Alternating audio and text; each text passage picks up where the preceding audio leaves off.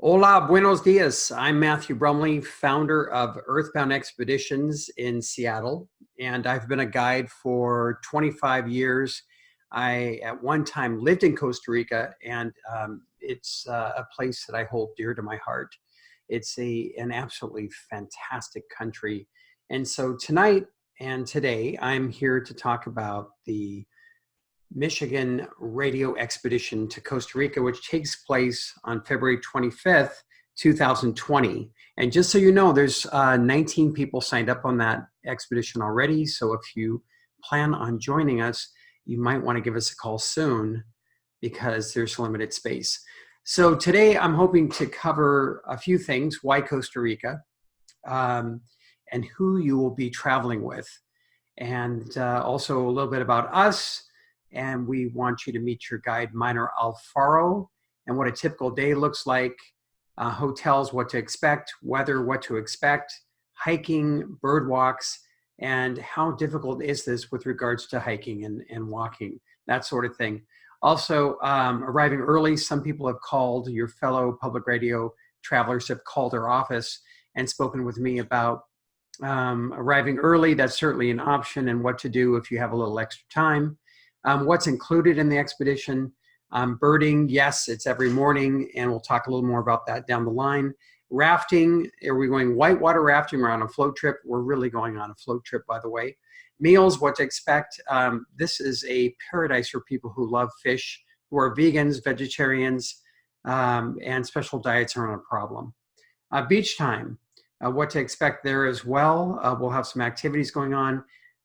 Packing, from light rain in the cloud forest to sunny days in the 90s. That's everything you will encounter on this trip.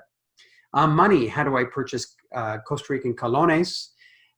Traveling solo, we'll talk a little bit about the single supplement. Group airfare, which is on Delta, which we have great connections for you, and includes airport transfers from Detroit down into San Jose, Costa Rica, and out of Liberia. Don't forget, by the way, we're flying out of Liberia. And friends and family, can folks from other destinations, from other parts of the US, join in? And of course they can. So those are the things that I'm going to be covering today. A little bit about us. My name again is Matthew Brumley. I'm the founder of Earthbound Expeditions, and we've been creating public radio trips for 25 years. That's me and my daughter, Ayana, down in Costa Rica about 8 years ago. And it's a place that not only have I been a guide there, but I've visited there many, many times with my family. And it's just a wonderful, safe destination with incredible people, just, great food, great weather. And, I just cannot highly recommend enough a nature trip to Costa Rica. That's my wife, Dana Brumley, in Botswana, Africa. So she and I created the company 20 plus years ago after guiding trips and expeditions all over the world for other companies. And that's our friend and colleague, Minor Alfaro. He's a phenomenal guide. And by the way, there's a monkey in a tree right above his head. Minor is entertaining, he's kind, he's a great travel companion, and he'll be with you literally from day one to the end of the trip, to tell you a lot about Costa Rica, about the culture, but most of all, he'll be talking about the nature, the flora, the fauna, the animals, the birds.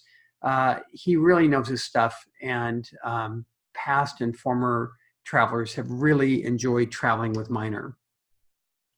If you have any questions along the way, you can always call us, and you can email us, of course, at guest@earthboundexpeditions.com, or you can give us a call at 800-723-8454.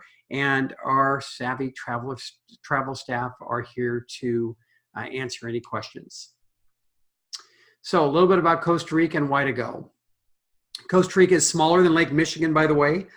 And it's warmer as well in February, about 80 Fahrenheit. So while the rest of us in the northern part of the United States are covered in fog here in Seattle and snow, maybe perhaps in Michigan, it's 80, 90 degrees down in Costa Rica, so you can experience twice summer in 2020. The other thing about Costa Rica, it's small, as you know, and what's amazing is it's home to so much of the world's biodiversity. And there's just so much going on with regards to nature there. They're so advanced with regards to protecting their environment, protecting their forests, their beaches.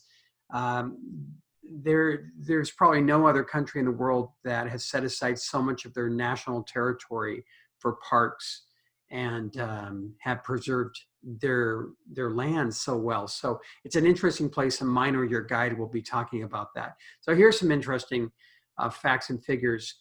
850 species of birds, for example, more than all of Canada and the United States combined in one little place the size of Lake Michigan. I mean, absolutely incredible. 12 climatic zones. I mean, again, this is a tiny, tiny area, and you're going to be visiting several of these. These are the main bird watching areas of Costa Rica, but the country is also sliced up into 12 climatic zones, and you're going to be visiting the Central Highlands, the cloud forest, the lowland tropical forest, Guanacaste region, which is very dry, the tidal zone. About a half a dozen of these zones will be visited during the course of your trip. It is a very active place with regards to volcanic activity. Scattered across Costa Rica, you'll find numerous active volcanoes. Orosi is one. There's another one that is located in Arenal. Rincon de la Vieja, which is a giant volcano, which you're going to be visiting. The great thing about volcanoes, other than the fact that they're very dramatic, is that they provide hot thermal springs. So one of the things you're going to be doing on this trip is diving into some hot thermal water and just relaxing. So why Costa Rica? Again, it's one of the it's one of the most biological, wealthiest nations in the world. It only, the country itself is only 0.25% of the world's landmass. It contains 5% of the world's biodiversity, so absolutely amazing. 850 species of birds, as I mentioned.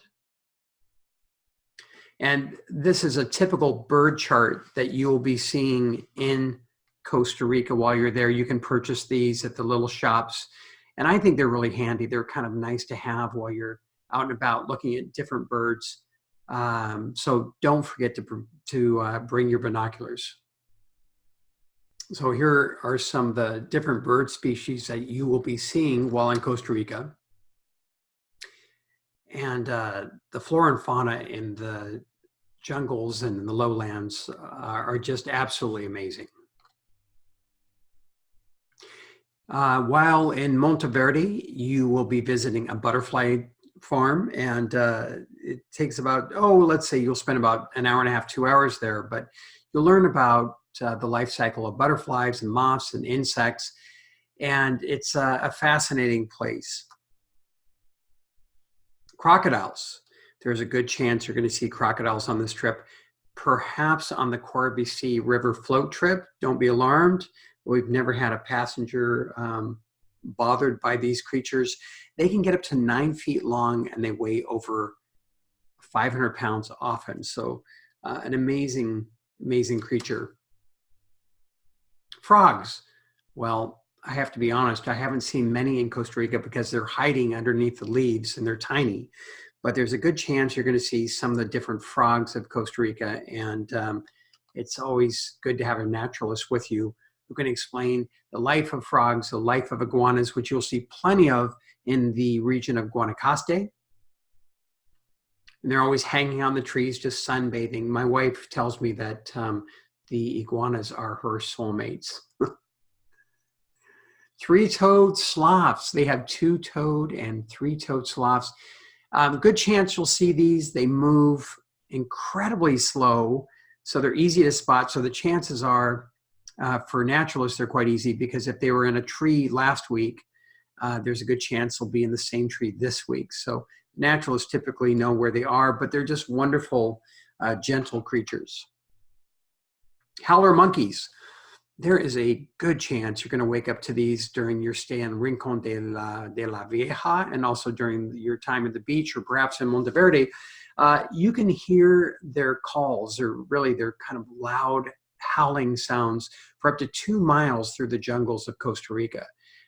It's a way mostly for males to mark their territory, the alpha male to mark its territory. And you'll hear them at the morning during sunrise. So there's a good chance, instead of hearing roosters, you're going to hear howler monkeys early in the morning. They'll wake you up. Leatherback turtles. The Pacific coast is known for these. Just north of Tamarindo, there's a beach called Playa Grande. Playa Grande is a national park. And if they're out and about, we'll head up there and spend an evening looking for these elusive creatures. But they are massive. So typically a night out would occur if there's not a full moon. So they'll only come up if there's really no moonlight. And you go out with headlights and flashlights, and you walk on the beach for a mile or two until a naturalist kind of slows you down and tells you to be quiet and that they've spotted a nesting turtle. And if you haven't done this before, it's one of the greatest things on earth that you can experience. So here's your trip. You need to travel at least 3,737 miles from Michigan. To get there, we have booked Delta airline tickets.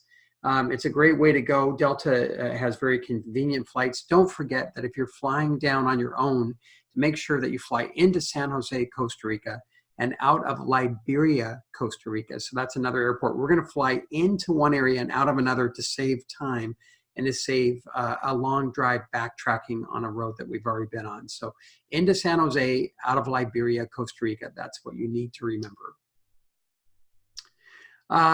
The adventure kind of highlighted, this is a snapshot of where Nicaragua and Panama kind of sandwich Costa Rica, but here we go. Flying into San Jose, you'll head up to Monteverde. That's about a 6-hour drive over a bumpy road at some parts. The roads in Costa Rica are a little bit rough. You'll be on the Pan American Highway part of the way, but a portion of the way you're going to be kind of on back roads. And that's through the area of Rincon de la Vieja and also up to Monteverde and Tamarindo. One of the things I enjoy doing while I'm in Costa Rica is taking a mud bath. I talked a little bit about the thermal springs. It's a lot of fun. So this is me about 5 years ago being doused in mud. And what you do is you basically sit it out, let it dry up on your skin. And then after a bit, you dive into some warm waters or some cold waters or take a shower. Makes no difference, but you feel squeaky clean after about a half hour doing that. It's a lot of fun. Costa Rica is known for its outdoor activities. So thermal baths, kayaking, river rafting, float trips, mountain biking, hiking, walking, zip lining. We plan on doing a few of these things with you if you care to join in. You don't have to, it's not mandatory. But we are planning on going on the Sky Bridge while in Costa Rica, or if you like, you may take a zip line instead.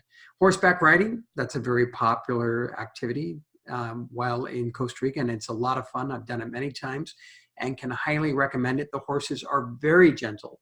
Hiking and walking, we plan on taking a few walks on this trip, and please note that the walks are pretty gentle. There's some stairs in Monteverde, gentle stairs. You could expect a gentle walk for about, approximately an hour or two. And you can always turn around and go back. And they're really suited for all ages. So this is a little bit of horseback riding. You can learn to surf. This is myself and my son about 6 years ago learning to surf in Costa Rica and taking surf lessons. So if you're arriving early, you may choose to go early. If you're arriving early, these are the things that I recommend after living in San Jose, Costa Rica. See the Gold Museum. It's one of the best in the world. It's pre-Columbian gold, a good collection of pre-Columbian gold. The National Museum is a good overall look and view of the history of Costa Rica. And then, of course, there's the Jade Museum, which has one of the largest jade collections in the entire world. So those three things are well worth it. Also the National Theater. And I'll show you some shots of that. So here's the Pre-Columbian Gold Museum, which is located right next to the National Theater. So it's easy to get to all these things in really just a day. The National Museum is held in an old fortress, which was turned into a prison. It's also well worth it, gives you a nice overview. And inside the museum, they have this collection of these giant stone spheres or balls that were made during the pre-Columbian times. They have no idea why they were made. They're massive and they weigh tons. And they've found them all over Costa Rica. Here's a shot of the National Theater. There might be something going on while you're there. If you arrive early, you might want to consider looking into that. It's just a very cute, beautiful teatro, and it was designed by some Italians, and there's some Italian paintings from Milan inside. It was made with, of course, coffee money. And this is what it looks like inside. A typical Costa Rican dish looks something like this. It's going to always have rice, beans. It will always have yuca, the yuca plant, and also plantain. So this kind of fried banana, which is absolutely delicious. And then a little bit of salad. And then there may be either a choice between beef, sea bass, which is done with a kind of a garlic sauce, or chicken. So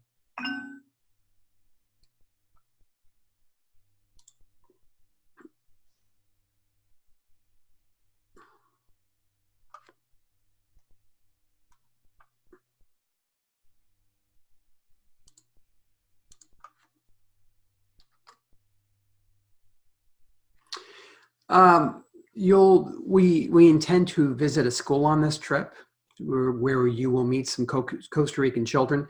Typically, Costa Rican kids and young people are called ticas and ticos, and these are ticas, Costa Rican kids who are celebrating National Day here in Costa Rica. Typical rooms in the mountains look something like this. This is one of our past trip. The Costa Ricans love these kind of wooden cabin looks. So while in the mountains in Rincon de la Vieja and Monteverde, you will not be staying in kind of luxurious resorts. Instead, you'll be in cabins and lodges where the feel will be much like this.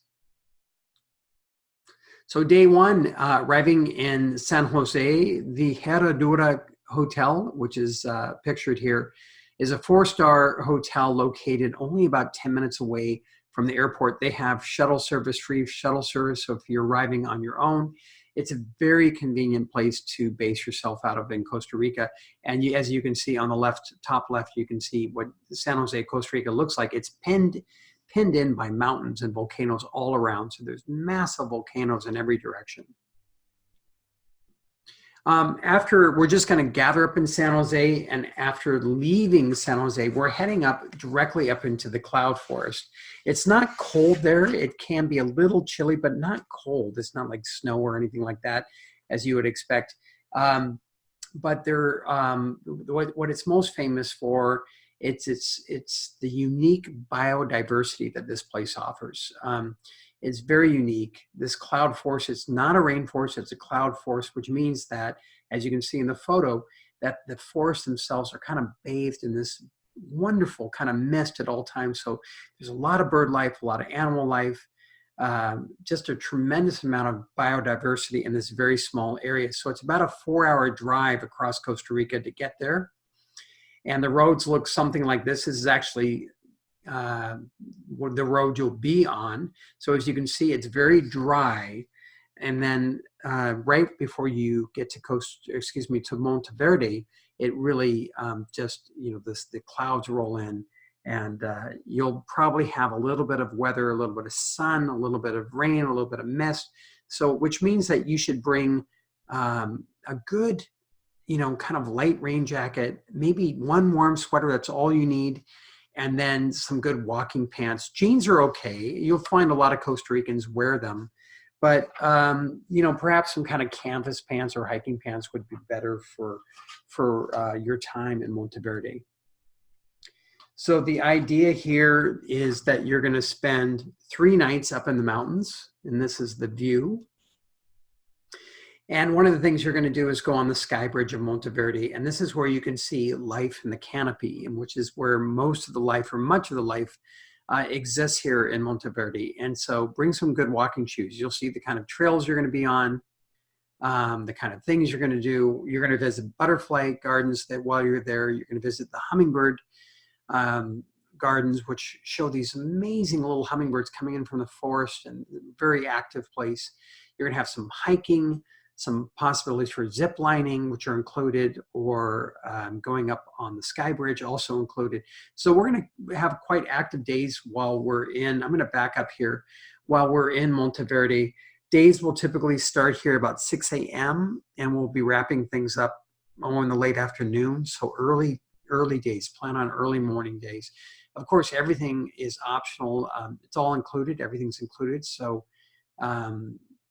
just think of everything as kind of at the same time being optional, meaning that you don't have to join in if you don't want to.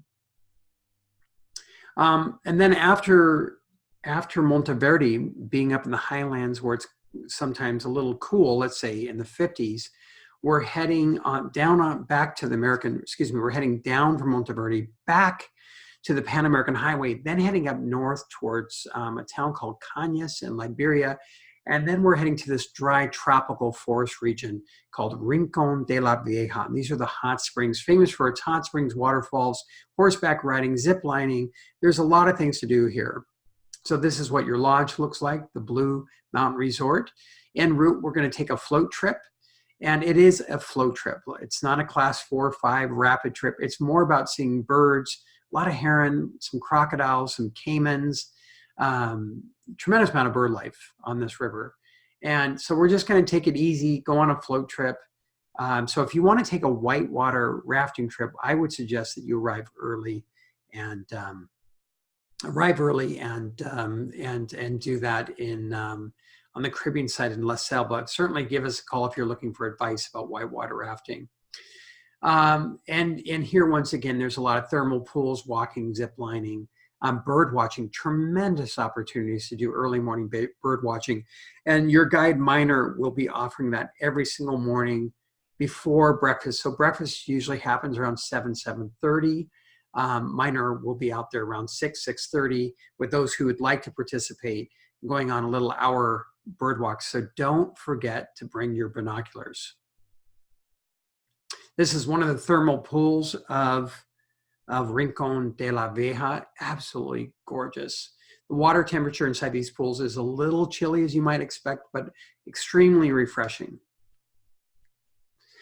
Then after Rincon de la Vieja, we're going to drive through the region of Guanacaste. They do have, interesting enough, they have an indigenous group of people that still live there.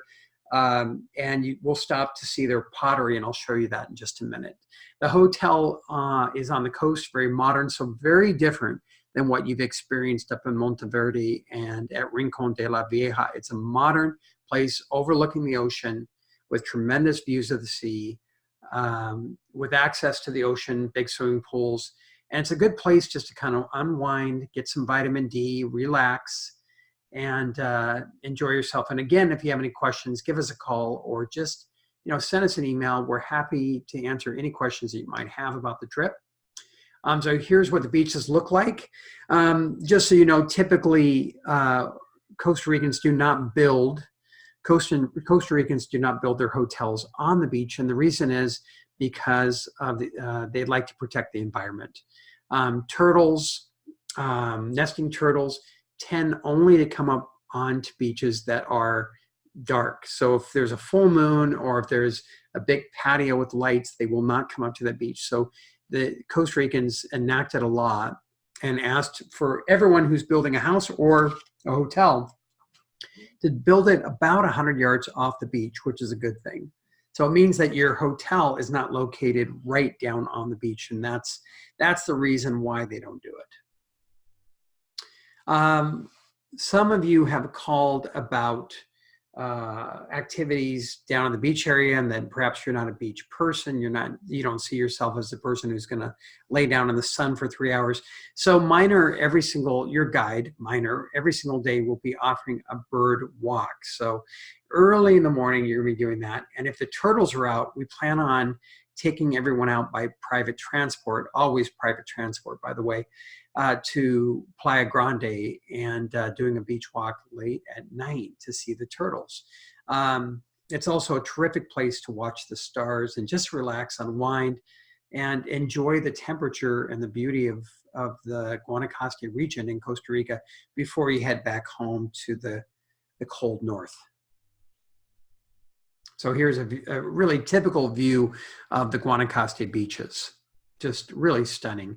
There's some mango forests here, some mangroves, lots of different seabirds, guatamundis, monkeys.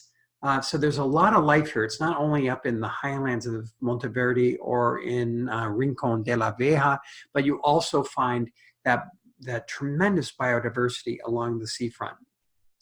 One thing I would like to remind everyone is if you go out into the ocean, the temperatures are just perfect, but be aware that you're in the Pacific Ocean and there could be some undertows. So make sure that you have a friend with you, you have a life vest with you, or some flotation device near you. And the beaches are typically safe, but you need to understand currents and be a person that feels comfortable in the water before going in. So again, there'll be always, every day, a typical day looks something like this. There'll be an early morning bird walk once you get up into Monteverde, once you leave San Jose. And most mornings at 6 a.m., Minor will be out with his binoculars, and it's a great time to see the sun come up and hear just the jungle and the forest come to life. There'll be an early morning bird walk, then breakfast, and then after that, a hike and some more activities. So while you're in the highlands of Monteverde and also in Rincon de la Vieja, those are fairly active days. We have had guests from all age levels join us, and it tends to be just a life-affirming, wonderful experience for all. Pottery, there are different opportunities throughout Costa Rica to experience the art of the locals, and I think one of my favorites is experiencing a ceramic workshop in Guanacaste, and we are going to take you there in order to support a local family. So here's some other shots. One thing worth noting is that for every person who signs up on an Earthbound Expeditions, we will be sending $50 at the end of the year to the climate group, which is offsetting your carbon footprint. So what it does is it really goes, well, let's say part of the way to offsetting at least your flight down to Costa Rica. And it's one of the things that we try to do. We've been participating since 2008 in the Carbon Fund. That's carbonfund.org. And if you're interested, take a look at our website. You'll see more information about our partnership with the Carbon Fund. Money, they use the Costa Rican colones, and look at that money. I mean, it's so incredibly colorful. You can use an ATM. You can actually get money at the airport in San Jose, Costa Rica when you arrive. That's easy. Now, everything is pretty much included with your journey with Michigan Radio. The only thing you need to cover is just a few meals, and then, of course, some tips if you go out for that. But even the gratuities, by the way, for your driver and guide are included while you're on this trip. So you don't actually have to tip the guide or the driver if you don't care to, because that's all been included. But you will need money for things like, pottery, things that you might perhaps purchase, maybe an odd drink, a lemonade or a beer or a glass of wine. Those are the sort of things you might need a little bit of cash for. So I would suggest that you change over about $100 and that's it. And the Costa Ricans accept Visa card throughout the country, so that's not a problem. So again, we're here if you have any questions. Currently, we have 19 people signed up on this trip. We plan on bringing about 28, so we're almost full now. We're about 2/3 of the way full. So we're here for you if you have any questions. please call us. And again, this is Matthew Brumley, the founder of Earthbound Expeditions. And thank you very much for joining us tonight. Last item, I almost forgot. Packing list. Here's your packing list. Good pair of hiking shoes and walking shoes. They don't have to be hiking shoes. In fact, you'll find many of the naturalists are walking around in tennis shoes. So just a very good, stable pair of shoes. Sandals for the beach and for also going into hot thermal baths. Swim gear, you're going to need it. There's going to be swimming pools and thermal pools in the ocean. So make sure to bring that. You need a good sun hat. Shorts. Bring some shorts. It's not a very formal affair. In fact, it's a very informal expedition. So whatever you're comfortable in, although that said, Costa Ricans typically do not wear shorts at dinner time. Binoculars, you need a really good pair of binoculars to see all the bird life and animal life. Sunglasses, that's a must. Light rain gear, zip pants, bug repellent, Imodium. By the way, we're going to have bottled water for you along the way. 90% of the people that travel to Costa Rica do not get sick. Meaning they do not get Montezuma's revenge. That said, it's good to have it on board, but I wouldn't expect that to happen. I also would not expect for you to need bug repellent. So that's worth noting. And sunscreen. I didn't mention that, but sunscreen. So we're here for you. If you have any questions, we look forward to seeing you on this very custom Michigan radio expedition to Costa Rica. Thank you very much. Muchas gracias y buen viaje.